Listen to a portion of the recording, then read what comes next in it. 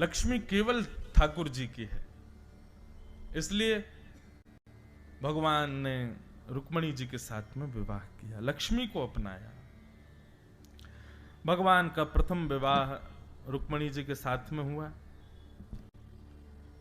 ठाकुर जी का दूसरा विवाह जामवंत की बेटी जामवती के साथ हुआ। कैसे हुआ?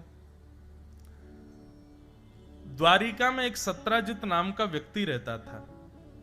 उसके पास एक मणि थी, जिस मणि का नाम था सिमंतक मणि। बहुत ध्यान से सुनिएगा, ये उपाख्यान में लगभग कथाओं में सुनाता हूं। क्यों? क्योंकि इस उपाख्यान को वरदान है कि इस उपाख्यान को सुनने के बाद सुनने वाले और कहने वालों को कभी जीवन में कलंकित नहीं होना पड़ता। इसलिए बहुत ध्यान से सुनना। सिमंतक मणि थी सत्राजित राजा के पास।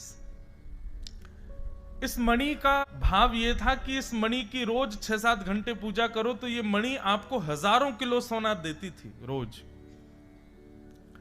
भगवान को जब ये बात पता चली तो ठाकुर जी ने केवल एक सहज भाव में जाकर के सत्राजित से कहा, तुम अकेले व्यक्ति इतने सारे धन का क्या करोगे? ये सिमंतक मणि हजारों किलो सोना देती है, अकेले व्यक्ति इतने सोने का क्या करोगे?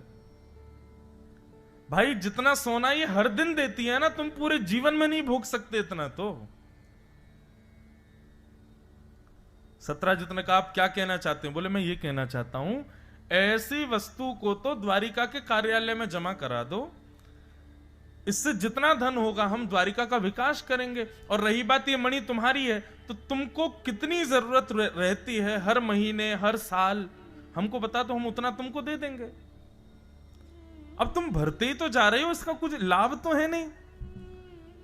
सत्राजित बोला, मैं तकिया बना के सोऊं, मैं गद्दा बना के सोऊं, मैं सोने की चटनी खाऊं, मैं सोने की रोटी बनाऊं, मेरा है, मैं रखूंगा, मैं किसी को नहीं दूंगा।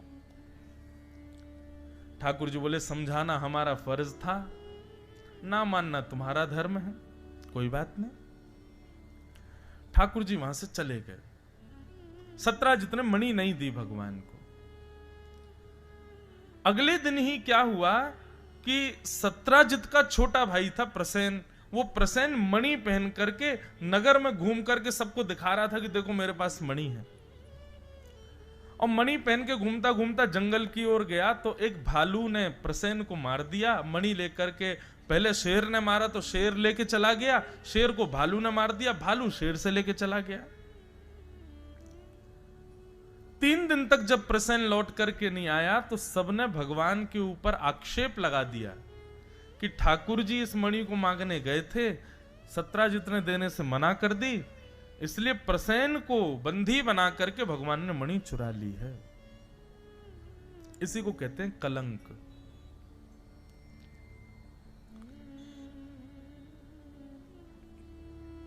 एक पहेली कहते हैं, जल से पतला कौन है, जल से पतला कौन है, कौन भूमि से भारी, और कौन अग्नि से तेज है, कौन काग से कारी।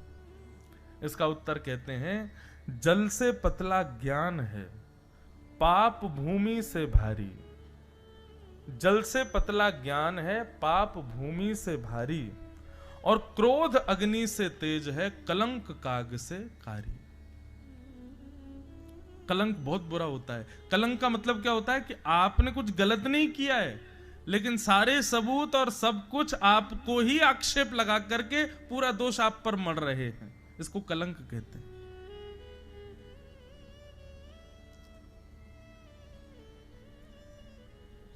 पृथ्वी पर जन्म लेने पर जन्म से मृत्यु तक ऐसा हो ही नहीं सकता कि एक बार आपको कलंक ना लगे। चाहे 4 दीवारी में 2 लोगों के बीच में ही बात हो, चाहे पत्नी ही लगावे, चाहे पति ही लगावे, चाहे बच्चों के मन में ही आ जाए, चाहे माता पिता ही सोच लें, लेकिन लगेगा जरूर। इतना आपको संभल के रहना है कि बस वो बड़े रूप में ना लगे, लेकिन लगता जरूर है। जैसे बंधुओं, जन्म लेने के बाद में कुछ इंजेक्शंस लगते हैं ना बच्चों को, वो जरूरी होते हैं। ऐसे जीवन में कुछ कुछ गिरावटें, कुछ कुछ ठोकरें जरूरी हैं। मानव को वो नहीं लगती है ना, तो वो मानव जी नहीं पाता आगे। इसलिए कुछ कुछ चीजें होना जरूरी है। लेकिन ये ठाकुर जी का निधान है, ठाकुर जी का विधान है। किसी को तो 30 साल की उम्र में ही सब भुगवा दिया, और किसी को जाकर के 70-80 साल में जाकर के चीजें भोगनी पड़ती हैं। पर आता जरूर है। ये कुछ ब्रेकर्स हैं हमारी लाइफ के, वो आएंगे जरूर। बस अपनी गाड़ी के ब्रेक आप कंट्रोल रखना, ठीक रखना। कहीं ऐसे ना हो कि ब्रेकर आए और ब्रेक लगे ही नहीं और उछल गए महाराज जोर से। और ये ब्रेकर्स क्या हैं? संयम, अपनी इंद्रियों पर, अपने विचारों पर, अपनी बुद्धियों पर। ये कथा जो है ना, एक प्रकार का सर्विस, जैसे गाड़ी की सर्विस होती है ना, ऐसे ही मानवों की सर्विस सेंटर है कथा। 7 दिन के लिए खंडवा में लगी, अब 1 तारीख से बागेश्वर धाम में लगेगी, फिर 7 को वहां पूरी होके 10 तारीख से विदिशा में लगेगी, 16 को वहां पूरी होगी। तो फिर जहां जहां ये कथा रूपी सर्विस सेंटर लगता है, वहां वहां की गाड़ी रूपी मानव आते हैं, उनकी सर्विस की जाती है मंच से। किसी का कोई पाया खराब होता है, किसी का कोई नट बोल्ट ढीला होता है, वो सब यहां से कसे जाते हैं, जिसका जैसा कस जाए। पर इसका पूर्ण कारण क्या है सर्विस का? ताकि आपके वेग जो हैं, रोड पर जब आप चलो, जीवन में जब आप चलो, तो जो ब्रेकर्स आए वहां कहीं आप डिसबैलेंस ना हो जाओ, उसके लिए।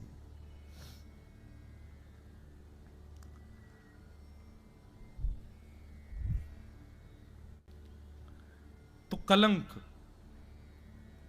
ये कुछ गलत ना करने पर लगा हुआ आरोप होता है आपके ऊपर। भगवान के ऊपर आरोप लग गया। ठाकुर जी पहले तो मुस्कुराए, बोले कोई बात नहीं भैया, हमने किया तो कुछ गलत नहीं है, लेकिन ठीक है, कलंक लग गया तो स्वीकार है। भगवान ने अपनी सेना को बुलाया, बोले भैया कलंक लगा है, ढूंढने चलो मणि कहां है। ठाकुर जी ढूंढते ढूंढते वन में गए। वन में जाकर के देखा तो प्रसेन मरा पड़ा था। प्रसेन के पास मणि नहीं थी, वहां शेर के पंजों के निशान थे। पीछे गए तो आगे जाकर के देखा शेर भी मरा पड़ा था। शेर के पास में रीछ के पैरों के निशान थे। उसके पीछे पीछे गए तो एक गुफा में वो जा रहे थे। ठाकुर जी ने सेना को बाहर रोका, स्वयं गुफा में चले गए। भीतर जाकर के देखा तो थोड़ी अंदर एक चमक रही थी वस्तु, वही वो मणि थी। मणि को जैसे ठाकुर जी ने उठाया, विशाल एक रीछ ने भगवान के ऊपर आक्रमण कर दिया। 18 दिन तक ठाकुर जी उससे युद्ध करते रहे। 18 दिन बाद जब नस नस ढीली हो गई रीछ की, चरणों में गिर गया, क्षमा मांगने लगा, प्रार्थना करने लगा, भगवान मुझे मत मारिए, मैं आपका प्रिय सखा हूं, मेरा नाम जामवंत है। जामवंत का नाम सुनते ही भगवान का क्रोध शांत हो गया। अपने हृदय से लगाया, बोले जामवंत जी आप यहां क्या कर रहे हो? बोले ठाकुर जी मैं चिरजीवी हूं, चिरंजीवी हूं। कलयुग में भी हैं जामवंत जी, सप्त चिरंजीवी है ना, एक उनमें से जामवंत जी हैं। जामवंत जी महाराज बोले भगवान मैं सतयुग, त्रेता, द्वापर, कलयुग चारों युगों में रहता हूं, मेरा कभी अंत नहीं होता। भगवान ने हृदय से लगाया, बैठे, थोड़ी देर बातचीत हुई। ठाकुर जी ने बताया, बोले हमको ये मणि चाहिए, इस मणि की वजह से हमारे ऊपर कलंक लगा है। जामवंत जी बोले ले जाओ भगवान, लेकिन कोरी मणि मत लेके जाओ। ठाकुर जी बोले तो? बोले हाथ आगे करो। भगवान ने हाथ आगे किया तो जामवंत जी भीतर गए, अपनी बेटी को लेकर के आए और अपनी बेटी का हाथ ठाकुर जी के हाथ में रख दिया। बोले भगवान मेरी पुत्री को स्वीकार करो।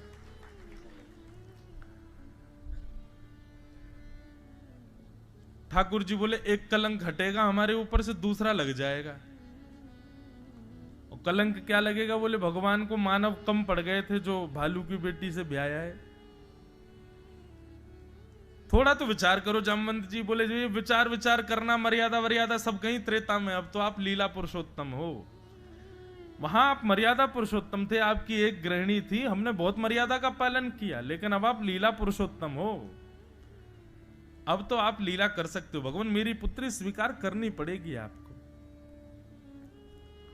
और भगवान ने जामवती जी के साथ में दूसरा विवाह किया।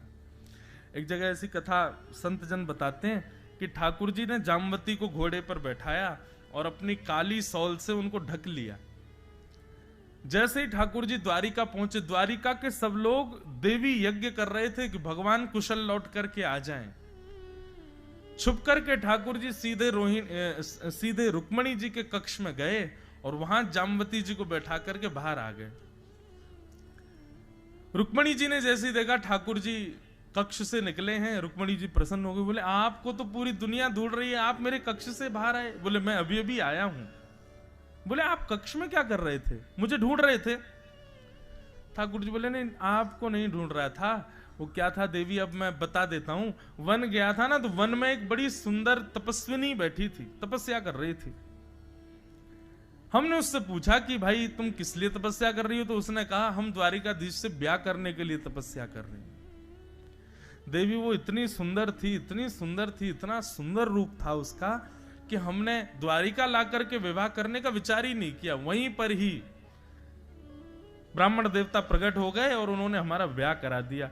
तो हम उसको लेके आए। जब तक उसका कक्ष नहीं बनेगा तब तक तुम्हारे कक्ष में रहेगी वो। रुक्मणी जी कितना सहे बेचारी। बोले कि एक तो आप दूसरा ब्याह करके आ गए, ऊपर से मेरा कक्ष उसको दे दिया, और तीसरा उसकी इतनी बड़ाई कर रहे हो, इतनी सुंदर इतनी सुंदर। दिखाना जरा, मैं तो देखूं कैसी। बोले नहीं तुम मत देखना, तुमको लज्जा हो जाएगी फिर अपने ऊपर, वो बहुत सुंदर है। ठाकुर जी मन मन सोच रहे इसको क्या बताऊं, भीतर खिसियामनी बैठी है, उसके लंबे लंबे नाखून खोचा मारेगी। रुक्मणी जी ने श्राप दे दिया, जो भी मेरे कक्ष में है मैं श्राप देती हूं, मुझसे थोड़ी कम सुंदर हो जाए। भगवान बोले तुमने हमारा काम बनवा दिया। जैसे ही द्वार खोल करके देखा तो भीतर परम सुंदरी एक कन्या बैठी है, बस हल्की सी सांवली है, रुक्मणी जी से 1% कम है बस। भगवान बोले अब ये बढ़िया हो गई, अब हम पे कलंक और नहीं लगेगा। ये भागवत की कथा नहीं है, एक संत सुना रहे थे। भगवान ने दूसरा विवाह जामवती के साथ किया। बंधुओं, ठाकुर जी रूप देखते ही नहीं है, इस बात को आप कहीं भी लिख लीजिएगा। अगर आप ये सोचते हैं कि आप बहुत गुणवान हो जाओ, सुंदरता हो, सरलता हो, वाणी मीठी हो, सब कुछ गुण ही गुण आपके अंदर हो, निश्चित मानिएगा बहुत ज्यादा गुणवान व्यक्ति भी जो होते हैं ना, वो संसार को ज्यादा प्रिय लगते हैं, ठाकुर जी को नहीं। हाँ, गुणवान बहुत हैं, लेकिन वो गुण का प्रयोग लोक रंजन का नहीं है, तो ठाकुर जी को प्रिय है। ठाकुर जी तो सरल सहज भाव के प्रेमी हैं। भगवान ने जामवती जी के साथ में ब्याह कर लिया। भगवान ने आकर के मणि सबको दिखा दी, बोले जिसकी वजह से हम पे कलंक लगा रहे हो ये रही मणि। और जामवंत और जामवती जी ने आकर के गवाही दे दी, ये मणि कैसे मिली। प्रसेन को शेर ने मारा, शेर को जामवंत जी ने मारा, और जामवंत जी से भगवान लेकर के आए। द्वारिका के लोग अब सत्राजित को गालियां देने लगे, तेने हमारे भगवान के ऊपर कलंक लगाया। सत्राजित बोला मैं कहां जाऊं। सत्राजित बोला इस कलंक से बचने का एक ही उपाय है कि मैं भी अपनी बेटी का ब्याह भगवान से कर दूं, भगवान मेरे संबंधी हो जाएंगे तो फिर कलंक मुझ पे नहीं लगेगा। और सत्राजित ने अपनी पुत्री सत्यभामा का विवाह भगवान के साथ कर दिया। कितने ब्याह हो गए? तो पहला रुक्मणी, दूसरा जामवती, तीसरा सत्यभामा। अब एक ट्विस्ट और हुआ, ये सत्यभामा की पहले किसी और से सगाई हो चुकी थी, और जिससे सत्यभामा की सगाई हुई थी वो व्यक्ति इसीलिए ब्याह कर रहा था कि मुझे दहेज में मणि मिलेगी। भैया, सबसे खतरनाक यदि संसार में कोई अवगुण है ना, तो वो है लोभ। इससे बचो। आपको यदि लगता है कि आपके भीतर काम प्रकट हो चुका है, आपको लगता है कि आपके अंदर क्रोध बहुत ज्यादा है, आपको लगता है कि आपके भीतर ये दोष जन्म ले रहे हैं, तो निश्चित है कहीं ना कहीं लोभ बैठा है अंदर से।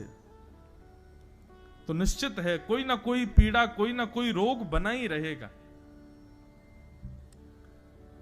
पाप के पिताजी का नाम है लोभ।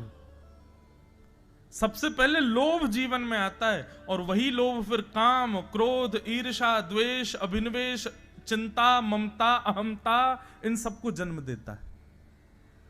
इसलिए लोभ से बचिए।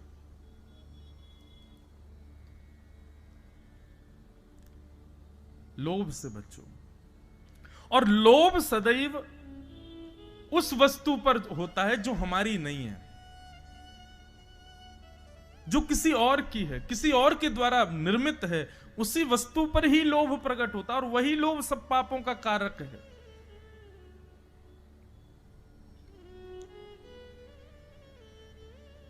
इसलिए कभी भी लोभ मत करो। और लोभ से बचने का एक ही तरीका है, दृष्टि को ऐसा बनाओ कि किसी की भी वस्तु देखो, उस पर किसी व्यक्ति विशेष का अधिकार ना जान करके ठाकुर जी का अधिकार जानो। सबई भूमि गोपाल की, सब गोपाल जी का। तो फिर लोभ भी होगा ना तो भी दोष नहीं होगा, क्योंकि गोपाल जी का है। लोभ कब होता है? पड़ोसी ने इतना बढ़िया घर कैसे बना लिया, ये लोभ हो गया। अब उसके घर को देख रहे हैं, गाड़ी को देख रहे हैं, तो मन में ज्वलनशीलता हो रही है, यही लोभ है। किसी के बच्चे ज्यादा पढ़ लिख जाएं, बच्चे ज्यादा अच्छे निकल आए, तो बस मन में चिंता हो गई, लोभ हो गया, हमारे बच्चे ऐसे क्यों नहीं।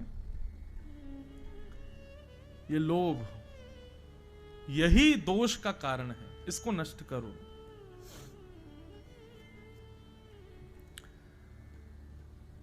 तो सत्यजित ने अपनी पुत्री सत्यभामा का ब्याह भगवान के साथ कर दिया।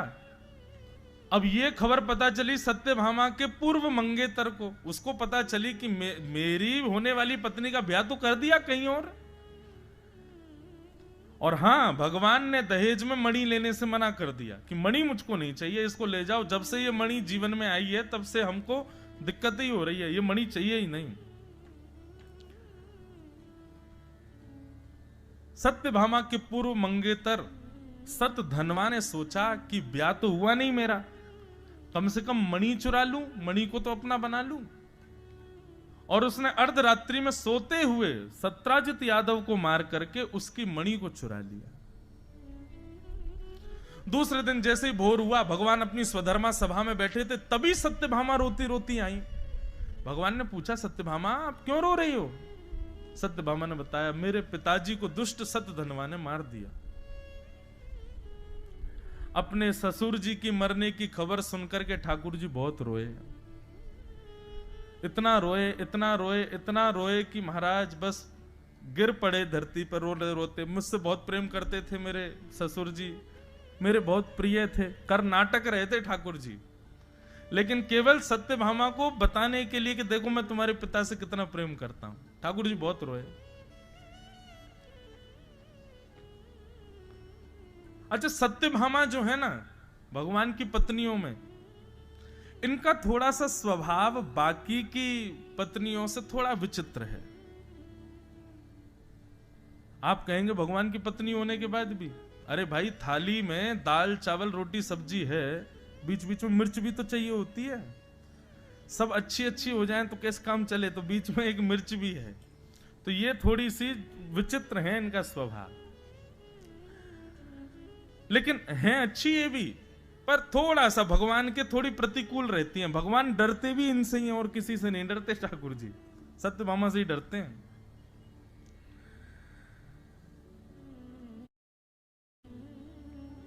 और डरना भी चाहिए, भलाई। बाकी आप लोग ज्यादा एक्सपीरियंस्ड हो, मुझे तो पता नहीं है ज्यादा भय होता है कि नहीं। पर एक बात मुझे ऐसी लगती, अनुभव होता है कि एक व्यक्ति साथ ऐसा है जिससे आप थोड़े भयभीत हो तो आप कंट्रोल्ड रहोगे।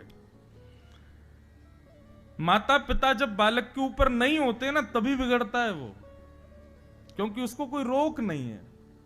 और या फिर माता पिता बड़े खुले दिमाग के हों, बच्चे को सब करने की अनुमति दे दें, बच्चा बिगड़ेगा निश्चित। जो माता पिता बालकों को रोकते बहुत हैं, वही बालक बनते हैं आगे चल के कुछ।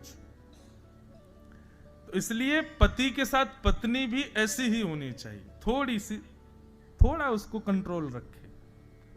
और पति भी थोड़ा कंट्रोल वाला, थोड़े ही, ज्यादा नहीं, हल्का ही। मेरे को ऐसा लगता है कि मानव का स्वभाव कैसा है ना, जैसे पानी को खुले में छोड़ दो तो ढलान की ओर जाता है, ऐसी मानव है। मानव को खुला छोड़ दो तो नीचे ही जाएगा। ऊपर चढ़ाने के लिए तो मोटर ही लगानी पड़ती है पानी को। ऐसे ही मानव को भी व्यवस्थित करने के लिए एक वेग जरूरी है। तो भगवान के साथ में वेग के रूप में है सत्यभामा। उनसे थोड़ा डरते हैं ठाकुर जी। सत्यभामा के आगे बहुत रोए ठाकुर जी, ऐसा दिखा रहे हैं कि मानो जैसे उसके पिता से कितना प्रेम करते हैं। मुझसे बहुत प्रेम करते थे सत्यभामा, मुझे वसुदेव जी से ज्यादा प्रिय थे तुम्हारे पिताजी। कैसे हो गया, मेरे ससुर जी कैसे चले गए। सत्यभामा अपने नेत्र के आंसू पोंछती है, ठाकुर जी को हृदय से लगा के कहती है, आप रोइए मत, मुझे पता आप मेरे पिता से बहुत प्रेम करते हैं। भगवान बोले, हाँ देवी बहुत प्रेम करता हूं। अब एक काम कीजिए, मेरी पिता की मृत्यु का बदला आप ही लोगे। फिर इतना रो रहे हो ना आप, आपको इतनी याद आ रही मेरे पिताजी की, आप ही बदला लेके आओ। जाइए मार दीजिए उस सतधनवा को, और मेरे पिता के प्राण जिस मणि में बसते हैं वो मणि लेके भागा है, मणि ले आइए और लाके मुझे दे दीजिए।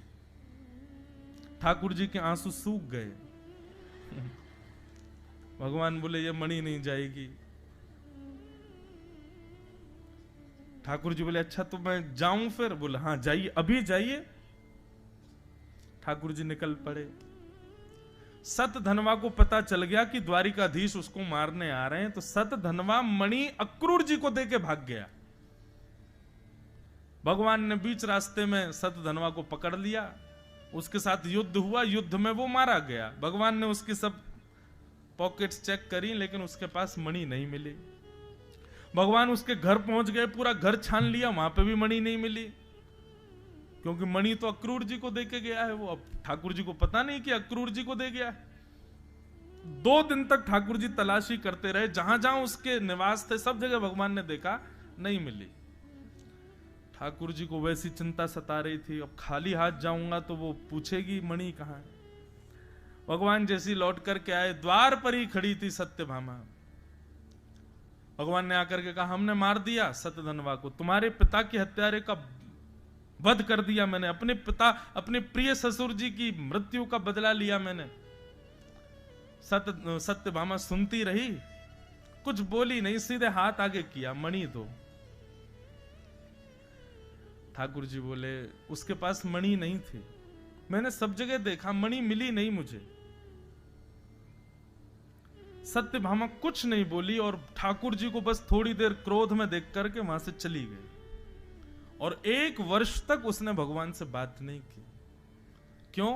मन में यह सोच लिया कि इनकी तो पहले से ही दृष्टि थी मेरे पिता की मणि पर, कहीं मैं उसका उपयोग ना कर लूं, इसलिए इन्होंने छुपा दी है कहीं पर, मुझे नहीं देना चाह रहे।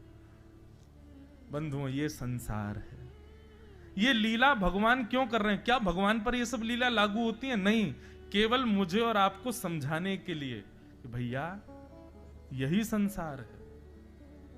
यहां पर आपसे अत्यंत प्रेम करने वाले व्यक्ति भी आपकी एक भूल पर, आपकी एक चूक पर आपको गालियां दे सकते हैं, आपके विपक्ष में जा सकते हैं, आपसे विपरीत हो सकते हैं, आप पर शक कर सकते हैं, संशय कर सकते हैं, आपको कटघरे में खड़ा कर सकते हैं। इसलिए किसी पर विश्वास मत करो, ये संसार है।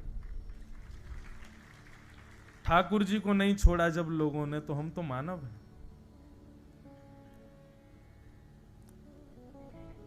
लेकिन ऐसी परिस्थिति यदि कभी हमारे साथ हो जाए तो करना क्या है? मौनमास्ताम, चुप रहो, मौन रहो। सत्य का एक स्वरूप होता है बंधुओं कि सत्य कितना भी दबा लिया जाए वो प्रकट हो जाता है। आप एक और जाता है जो बहुत सफाइयां देता है ना, बात बात पर बहुत ज्यादा प्रस्तुत करता है अपने आप को, नहीं नहीं नहीं नहीं ऐसा नहीं, ऐसा नहीं, नहीं नहीं नहीं मैंने तो, समझो उसने कहीं ना कहीं तो गड़बड़ी की है, इसीलिए इतना प्रस्तुत कर रहा है। सत्य व्यक्ति प्रस्तुत नहीं करता अपने आप को। यदि संसार में कभी इस नया इस प्रकार का व्यवहार आपके साथ में हो, तो उस समय बस सत्यता से प्रसन्न होकर के अपना जीवन यापन कीजिए और समय आने दीजिए, एक समय आने पर आपका सत्य उजागर होगा। हां, कभी कोई पूछे या कुछ ऐसी बात आवे तो सत्य बता दीजिए, लेकिन कोई माने ना तो थोपिए मत उसके ऊपर। नहीं मानना ये उसकी जिम्मेवारी, आपने बता दिया ना बस। अब पीछे मत लगे रहो कि नहीं मैंने ऐसा किया नहीं है, नहीं मेरे से ऐसा हुआ नहीं है, तुमको गलत समझ में आ रहा है, नहीं नहीं ऐसा है नहीं। ये बार बार प्रस्तुत मत करो, एक ही बार प्रस्तुत करना है बस स्वयं को। ठाकुर जी ने सत्यभामा के सामने स्वयं को प्रस्तुत नहीं किया। भगवान ने कहा तुम मौन तो मौन मत करो बात। एक वर्ष बाद एक ब्राह्मण का आगमन हुआ द्वारिका में। उसने खूब सारी जंजीरें पहन की थी सोने की, हाथों में पांचों में। भगवान बोले ब्राह्मण भाई कितना भी धनवान हो जाए प्रदर्शन कभी नहीं करता, ये ब्राह्मण कैसा इतना प्रदर्शन कर रहा है। ठाकुर जी बोले वाह भैया, ये देखो क्या बढ़िया, तुम तो जंजीर वंजीर पहन के घूम रहे हो हैं, इतना धन किसकी कृपा है? बोले सब अक्रूर जी महाराज की कृपा है महाराज। सोने की थाली, सोने की चम्मच, सोने की कटोरी, रोज 1000 ब्राह्मणों को भोजन कराते हैं और पात्र ही दान में दे देते हैं। ले जाइए ये पात्र, कटोरी, चम्मच, गिलास सब ले जाओ अपने साथ सोने के। भगवान बोले अक्रूर जी पे इतना पैसा कहां से आ गया भाई? तब ठाकुर जी ने मंद मुस्कुराते हुए एक पत्र लिखा। पत्र लिख करके कहा अक्रूर जी, हमने सुना है आजकल आप बड़े मठ मंदिर बनवा रहे हो, ब्राह्मणों को बहुत दान कर रहे हो, ये सब समंतक मणि की कृपा है। और मुझे अभी अभी ज्ञात हुआ कि ये सत्राजित को मारने वाला सतधनवा आपका बड़ा अच्छा मित्र था। मुझे आपसे मणि नहीं चाहिए क्योंकि आप मणि का दुरुपयोग नहीं कर रहे हो, पर मैं चाहता हूं कि आप आकर के द्वारिका में प्रस्तुत करें कि मणि आपके पास है। तब अक्रूर जी आए, आकर के भगवान से क्षमा मांगी और सबको दिखाया कि मणि मेरे पास थे। तब सत्यभामा ने भगवान से क्षमा मांगी। भगवान बोले सत्यभामा, कभी भी किसी व्यक्ति पर संशय करने से पहले 3 बार विचार करना चाहिए। बाकी मेरा स्वरूप ऐसा था कि मैं स्वयं को प्रस्तुत नहीं करूंगा तुम्हारे आगे, सत्य है मेरे साथ और सत्य आज प्रकट हो गया। पर तुमको भी चाहिए कि इतनी जल्दी संशय नहीं करना चाहिए सबके ऊपर। विश्वासो फलदायक, विश्वास करो, विश्वास फल देता है। अगर आप सबके प्रति अविश्वास रखोगे तो जी नहीं पाओगे संसार में। इसलिए कभी कभी ब्लाइंड फेथ, इसको अंधविश्वास नहीं कहेंगे, पर हां कभी कभी आंख बंद करके किसी पर विश्वास करना पड़ता है। सब गलत नहीं होते संसार में। इस प्रकार ये समंतक उपाख्यान हुआ और ठाकुर जी के ऊपर से कलंक हटा। बोलो द्वारिकाधीश की। इस प्रसंग को सुनने से व्यक्ति को जीवन में कलंकित नहीं होना पड़ता।